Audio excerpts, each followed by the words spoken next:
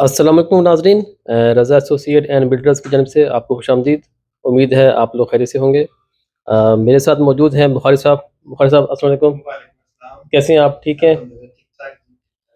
अच्छा, बुखारी साहब, हमने पिछले दिनों कंस्ट्रक्शन के ऊपर काफ़ी सेशन किए हैं।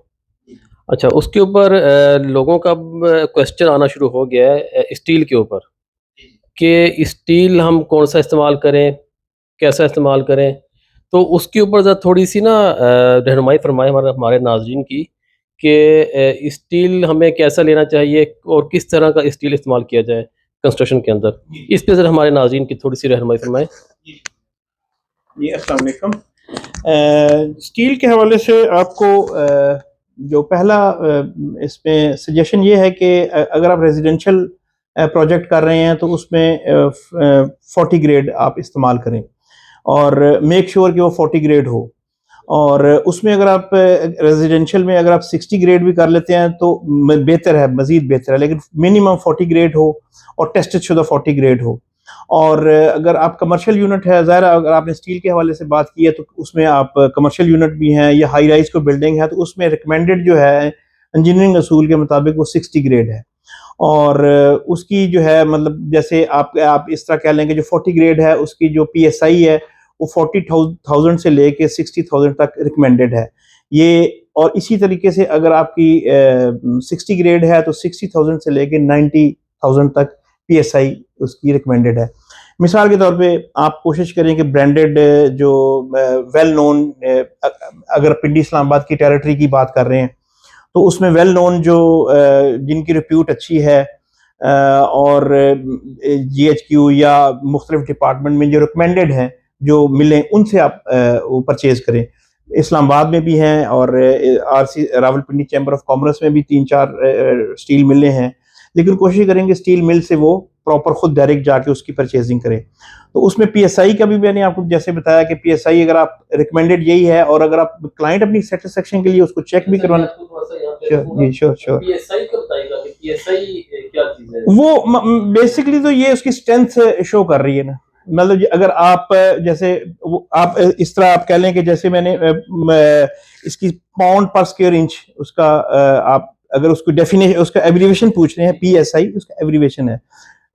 सिंपल उसको अगर आप बिल्कुल कॉमन आदमी की बात करें तो उसकी स्ट्रेंथ शो कर रही है कि इतने पीएसआई पाउंड्स पर स्क्वायर इंच जो इसका ब्रिटिश एक थर्मल यूनिट होता है जैसे इस तरीके से ये पीएसआई होती है। अच्छा, ये इससे स्ट्रेंथ शो होती है, ये एक डायग्राम मीटर है स्ट्रेंथ किसी की शो करने का। कॉमन आदमी के लिए इतना काफी होता है कि वो 40 ग्रेड है या 60।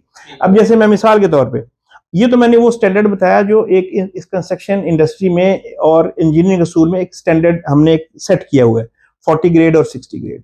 अब मैं एक छोटी सी अपना एक्सपीरियंस पर्सनल एक्सपीरियंस बताता हूँ कि मैं एक प्रोजेक्ट कर रहा था तो वो मैंने एक फैक्ट्री से रेजिडेंशियल था और फैक्ट्री अच्छी वेल नोन फैक्ट्री थी, वेल रिप्यूट थी उसकी।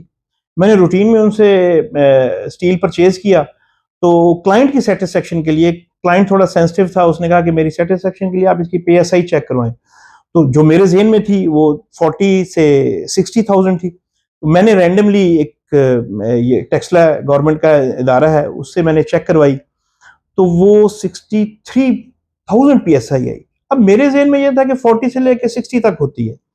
अच्छा, वो उसी दौरान मैं अपना काम अपना कंप्लीट किया तो मैंने इफेक्ट मिल वालों से राब्ता किया। मैंने कहा जी वो आपकी पीएसआई तो मतलब माशाल्लाह अच्छी आई है।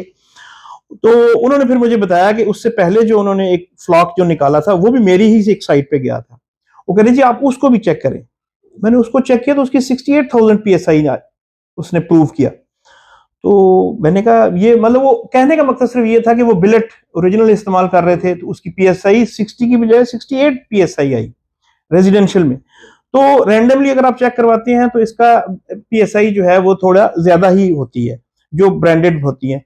तो मैं अब सजेस्ट तो यही करूंगा कि आप जो वेल नोन वेल रिप्यूट किस्म की स्टील मिल है, क्योंकि ये स्टील के ऊपर ही सारा बेस कर रहा होता है। और जिस कल्चर में हम रहते हैं हम लोग थोड़े इस मामले में बड़े टची और बड़े सेंसिटिव होते हैं कि यार हमारा घर में क्रैक्स ना आए, तो स्टील अच्छा नहीं था ये था। उससे बेहतर है कि आप ब्रांडेड आप स्टील मिलों की तरफ जाएं तो उसमें अगर आप उनसे लेंगे तो ज्यादा मुनासिब है। इसी तरह कमर्शियल के हवाले से भी स्टील का जो मैंने आपको बताया कि आप 60 ग्रेड कंफर्म इस्तेमाल करें, उसमें तो 40 किसी सूरत भी ना करें। जो रेजिडेंशियल है उसमें 40 की जगह 50 ग्रेड का 60 ग्रेड भी कर लेंगे ना तो बहुत अच्छा है, कोई हर्ज नहीं है। कास्ट थोड़ी बढ़ जाएगी लेकिन आपका पीस ऑफ माइंड होगा। लेकिन कमर्शियल में किसी सूरत भी ना इंजीनियरिंग के मुताबिक आपको रिकमेंड करेगा, ना स्ट्रक्चर आपका इंजीनियर आपको अगर आप अपने तौर पे भी डिसीजन लेते तो 60 का मैं फिर भी मशवरा दूंगा कि 60 से कम आप उसको यूटिलाइज ना करें। तो स्टील में तो ये है। फिर उसकी दूसरी बात ये आ जाती है कि आप उसका जो इस्तेमाल है वो प्रॉपर ड्राइंग के मुताबिक करें और कोशिश करें कि आपकी ड्राइंग जो भी स्ट्रक्चरल इंजीनियर ने आपको रिकमेंड की है उसको स्टील के बारे में कोई वायलेशन ना करें, जैसे एज पर ड्राइंग है वो 101% उसको मेक श्योर करें कि ये उसी के मुताबिक आपने उसको मौके पे उसको एग्जीक्यूट करवा रहे हैं। बाकी कुछ मामलात ऐसे होते हैं कि जिसमें आप थोड़ा सा फर्क भी आए तो हर्ज नहीं है, लेकिन स्टील के बारे में और कंक्रीट के बारे में बिल्कुल कोई किसी किस्म की टॉलरेंस नहीं हो दिखानी चाहिए। और उसके ऊपर आप मेक श्योर करें कि वो आपका स्टील मैन, स्टील वर्कर और जो आपकी साइट पे लेबर है और जो भी आपका केयर टेकर है या जो आपका इंजीनियर है उसको मेक श्योर करे कि वो डिजाइन ड्राइंग के मुताबिक है, ताकि ये जिस हवाले से आपके क्लाइंट ने अपना वो कंसर्न शो किया तो वो उससे सेटिस्फेक्शन होगी। जी थैंक यू साहब। Welcome sir. उम्मीद है कि हमारे नाज़रीन को आइडिया हो गया होगा कि जी किस जी तरह का स्टील को इस्तेमाल करना है। जी श्योर। आपका बहुत बहुत शुक्रिया। देखिए नाज़रीन हमें देखने का बहुत बहुत शुक्रिया। हमारे चैनल को लाइक और सब्सक्राइब करने के लिए थैंक यू वेरी मच। शुक्रिया। अस्सलाम वालेकुम।